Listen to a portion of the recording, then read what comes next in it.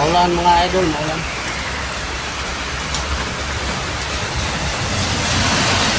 Medyo ba na naman din sa bukit. Puro ng tubig mo.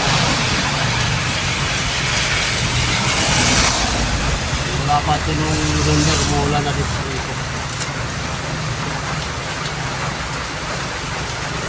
Ito yung mga panahon na tagtanim ng palay. Umuulan. So,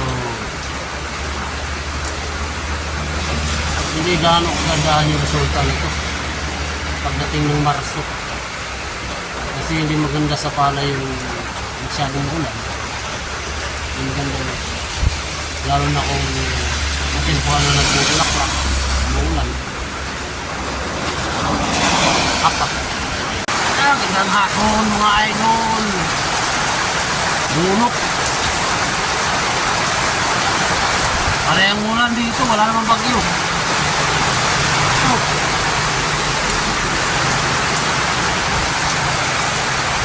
Bagong tanim mga palayan, ubos kuhol.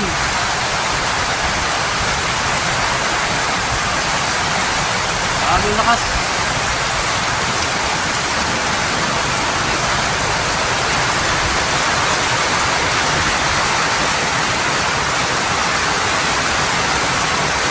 Mahirap sa panahon ngayon, yung mga gagawin December dito sa Leyte.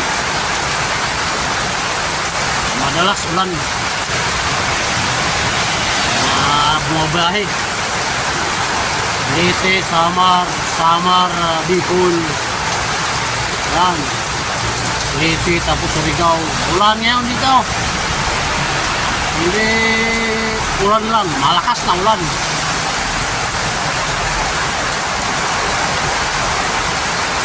Wala pa nung ano to, November, umuulan na lagi. Yan.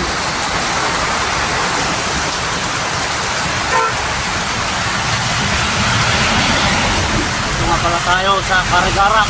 Ito yung mga idol. Mga buhay biyahigan. Ingat. At para ka nakalutang dyan, pag mabilis ang takbo mo. Para ka nakalutang dyan sa kalsada. Pagka may mga hindi inasang hindi mo napapansin naman nakaharap, titreno ka. Sigurado, nalayo mo pupuntahan mo. Hindi ka kapit treno dyan. Wow. Lahat na yung tubig na yan. Matubig na yung kalsada na yan. Tubig na yan.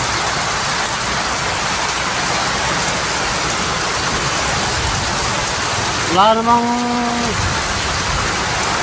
namumurong low pressure mga idol.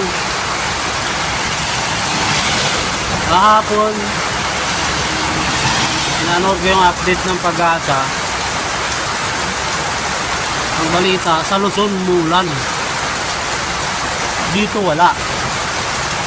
Baliktad yata. Panay nga ulan dito eh. Hindi ko lang alam mamaya yung update nila kung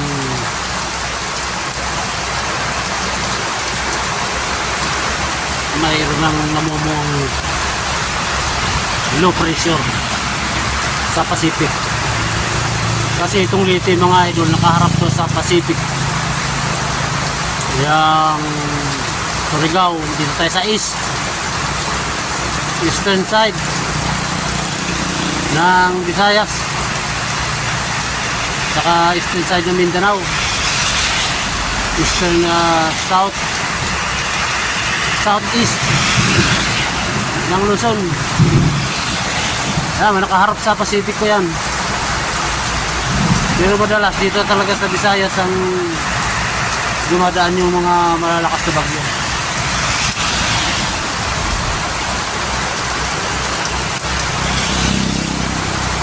Ingat na lang sa mga biyahe dyan, yung mga biyahe mga idol. Ito delikado yung mga ganitong ulan na matagal matapos.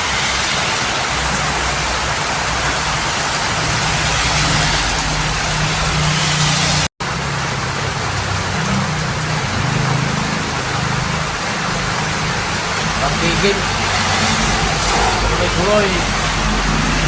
Mga idol, tuloy-tuloy yung bunok ng ulan mga idol. Yung bukid doon. Hindi ba wala kang tanim? Pero marami na may tanim. Tatanim lang. Sa akin, 2 araw pa lang. Puno ng tubig yun. Kahit na nag-apply tayo ng spray para sa puno. Puno na naman ng kuhol yun. Marami na naman doon. Papalitan ng tanim. Tinira ng mga kuhol mo. Medyo umuupa ng konti. Pero babanat din ulit mamaya yan mga idol. Ganyan lang yan. Umuupa ng konti tapos bubusan naman ng malakas.